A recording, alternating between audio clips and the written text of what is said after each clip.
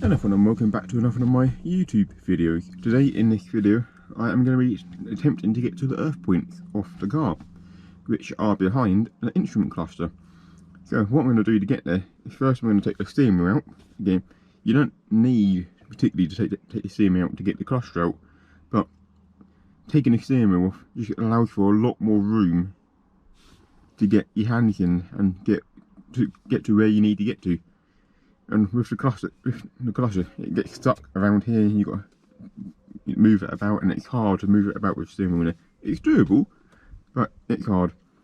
And if you have a W126 like I have, and if you've done this job before on a W126, it's a real lot harder to get the cluster out. Bearing in mind with the W126, it has a manual cable going to the gearbox, which takes a drive from the gearbox and powers it, which means you have to get your hand in there and undo a fiddly cable. But on the W126 here, especially the 560 SEL, I can't say about any of the other models, but definitely for the 560 SEL, it's an electronic speeder, which means much easier to get the speed out. And obviously quite rare really for an 80s car, when you think about it. This car built in the 80s, well, this car particularly was built in the 80s, to have a electronic speedometer. Quite strange. I mean, obviously it drives a manual needle. It's not like a full modern day where it's all digital, but it's still driven by an electronic sensor, which is quite strange really. But anyway, I'm going to get on with doing it. But before we get on with doing that job, I'm going to say, if you haven't already, please subscribe to my channel and like the video, as if you like and subscribe, it really does help to see this channel to grow. So right, let's get on with it. First job first, steering wheel, and then we're going to tackle trying to get the cluster out. First thing first, you want the steering wheel as straight as you can get it, pretty much. Now, I know mine is roughly straight there, might be one notch off to the right, but so then what we need to do is gently leaving this out. We need to get to the screw behind, or the bolt behind, and that's off. Yeah, now I want to show you. I'll show you after, but I'm not going to do it now. Actually, I'm doing this and pulling this off. You better get a better idea than what we're doing. There we go. That can come off. It's not in bad condition. I wonder what's that made. Got a date in it, 89, and the second. So this horn pad was made in 1989, and this is a month. That would have been February. I've got a 124 part number on that ankle. Right. So now you can kind of see a bit better now. You might be able to see through here. And this is what does the horn. It contacts the corner and triggers the horn. And that on that side is actually broken a bit. So actually, I will need to take this off and investigate it, and that's going to be for a different video. Next video, we need to get this off. So what you need is a 10mm, or 1mm, whatever you want to call it, Allen bolt thing. I've got these tools here. They're from a company called Nielsen, like a socket with an Allen bolt in it.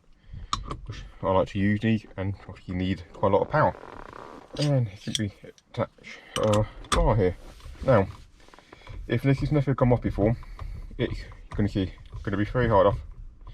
Got the steering wheel undone naturally, because you don't want to break the steering lock. Break the steering lock, you kind of buggered.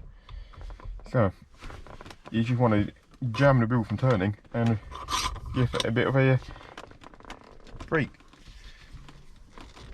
Okay, bolt's undone. Yep, broken free, it's fine. Maybe we can take and roll it out the rest of the way.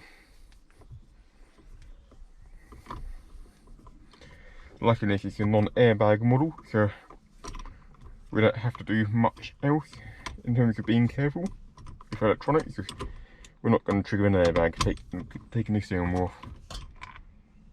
Next to that, perfect. Bit of a Loctite on there. Now remember, that's fairly straightforward. Maybe one notch to the right.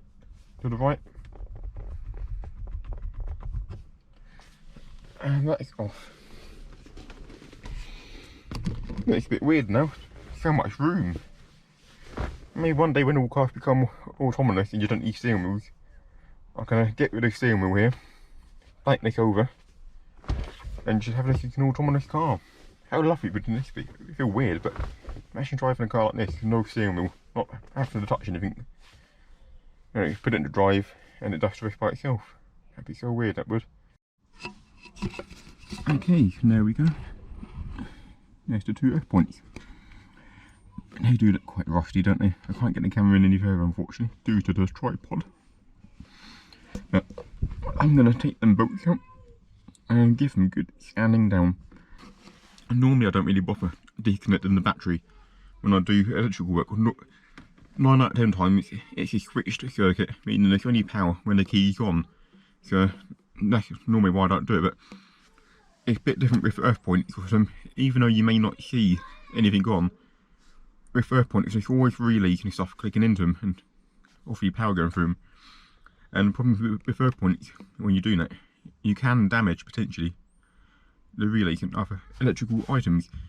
Obviously, if you accidentally keep grounding it, if it's a relay, you're going to hear it going ting ting ting ting ting.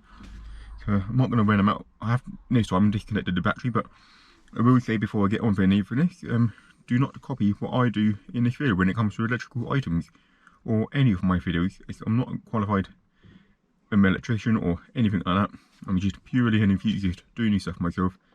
Yeah, do not copy anything I do when it comes to electrical work, at least, especially in this video. I'm going to disconnect them. I'm going to get a to undo them and resume filming once that's done. Okay, so that went extremely well.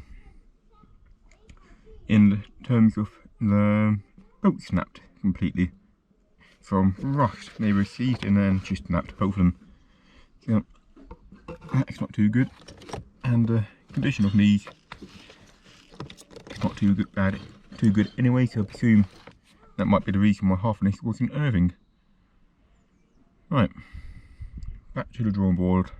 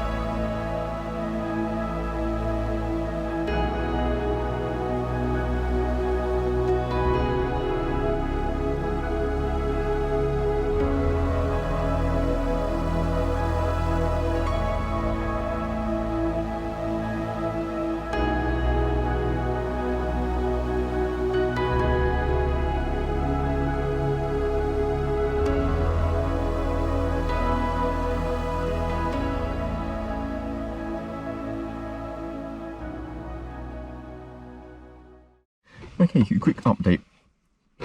Obviously, I think I showed you that the bolt snapped, and they did. So what my plans are now is not to repair the bolts. I know where the bolt snapped off. There's that captive nut underneath, and they obviously screwed under there. My plan is to use these bad boys. These are from a W126, so age specific, but obviously this is W126. These, I believe, are the bolts that hold the wings under the car, and they have quite big threads on them, so that should help to clamp down a little bit of metal there. See at the bottom there, just here. It's quite dark, so I don't think you can see it, but just in there, you see that hole on the screen. That's one hole I've drilled. I'm going to drill another hole and clean the paint off of both this nut and the metal there. And hopefully that will be good enough to work. I'll re-put this in, this bolt in, and it screws in and it holds, so it doesn't come out, so that should hopefully work, this plan. I would like to get the captive nut repaired properly, but if this works, it works, end of the day, and that's all that matters. Okay, so you see what I've done here. And you know, down quite hard and they're not coming off. You know, really not coming off. Yeah, now time to put the cluster back in. But what have I learnt from doing grounding in this car? Has anything come back to life? And the answer to that is no. Nothing still works in this car particularly well. So I think that may, I'm not sure what that'll be now. It could well be relays. But it's still bits that work in the car, and other bits that don't work in the car. But oh, the horn works at least. The horn works, which is good. But the pads, the little thingies are a bit broken, so I'm going to spray them up. Okay, so the steering wheel's now back on the car. Yeah, so not too much stuff still works really. So he's going to need more investigation on why that doesn't work. But for now, time is up. It's quite dark. My sun is almost down.